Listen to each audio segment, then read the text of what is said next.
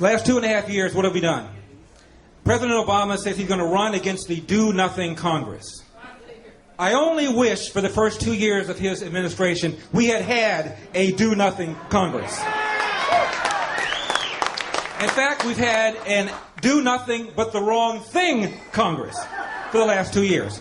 Stimulus, the first one, passed with how many Republican votes? None. Obamacare, passed with how many Republican votes? None. Yet this is a do-nothing Congress. The problem is they had a supermajority in the House, a supermajority in the Senate, and there were no Republicans to stop them from doing the nothing that they did. My dad passed away this year.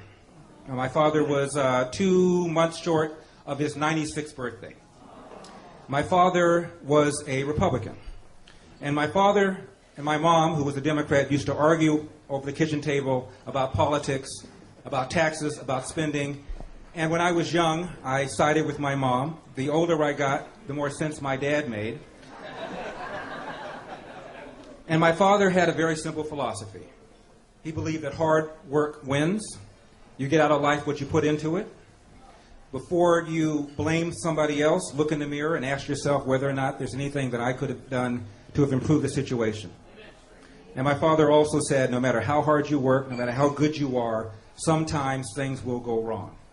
And when those things go wrong, that's when I will know whether or not your mother and I raised a man. He was a great man. And my father believed that the Democratic Party was a party that says, here's something for nothing. And my father always believed when you got something for nothing, you ended up usually getting nothing for something.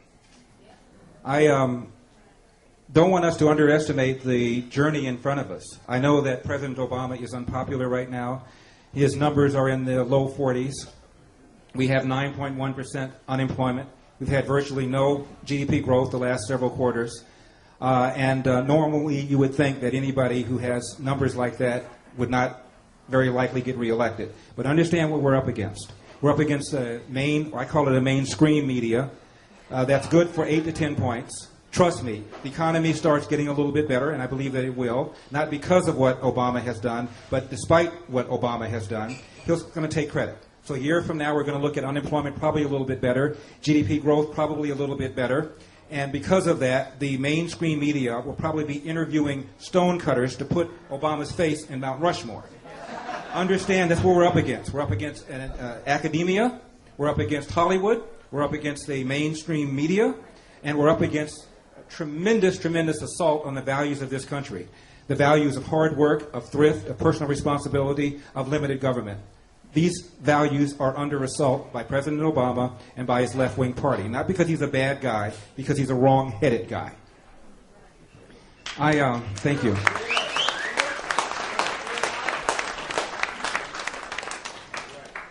When I hear people attack the Tea Party, for example, and I've spoken at a number of Tea Party rallies, maybe I'm getting a little older, sometimes it's hard for me to connect the dots, but how is it the Tea Party is racist?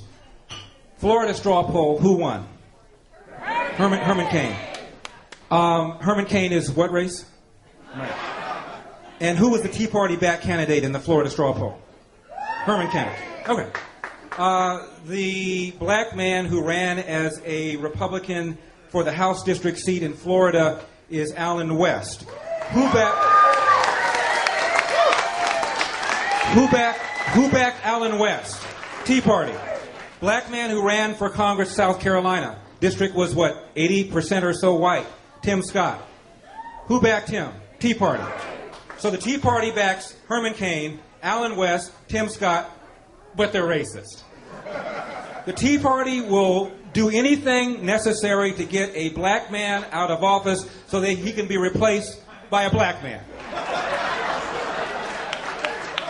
It's kind of like the Klan is looking for a new imperial wizard and they draft Al Sharpton. Little unlikely. At the gas station a couple months ago, car pulls up, 1968 maroon color Dodge Polara. Two guys get out, father and son. Both have kind of pasty, white skin, tattoos. Maybe they've got about 3 or 4 teeth together. I'm not trying to be demeaning. I'm just describing who they were. They get $5 of regular, and they drive off. And I'm standing there.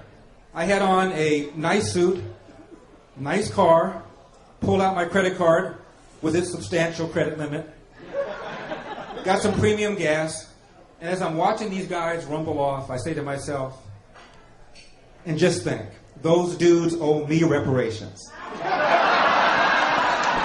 this a great country or what? Everybody, work hard, don't assume. It's going to take a long haul. He's going to raise $1 billion.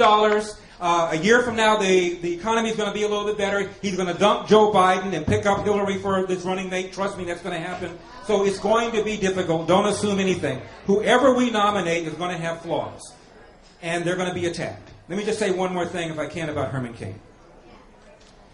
Herman Cain's real value is this. 95% of black people voted for Barack Obama. Why?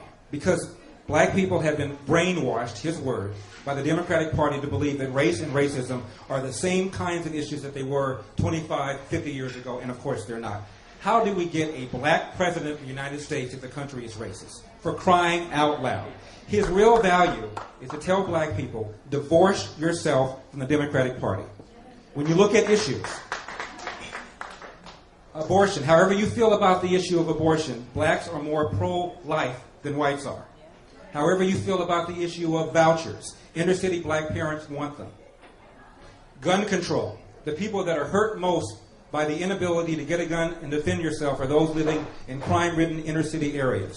So if you go issue by issue by issue, once black people drop this notion that racism remains this potent force, and they begin to think of themselves as individuals, these individuals will gravitate towards the Republican Party. 35% of blacks voted for the Republican Party in 1956, within my lifetime. It is doable. And what Herman Cain is doing is telling black people, he's telling black people the truth. He's telling black people not to be victims. This is a different country than the one 50 years ago. This is not your grandfather's racist country that it was 50, 75 years ago. And Herman Cain is asking people to rethink their assumptions. That's the real scary thing for the Democrats. He may not get the nomination, but if you shave that 5, 10, 15, 20 points away from that monolithic black vote at the national level, they cannot win. The Democratic Party has not carried the white vote since 1964. They rely on the almost unanimous black vote, the substantial percentage of Jews who vote for the Democratic Party. They cannot win if black people stop thinking of themselves as victims. That's Herman Cain's real value.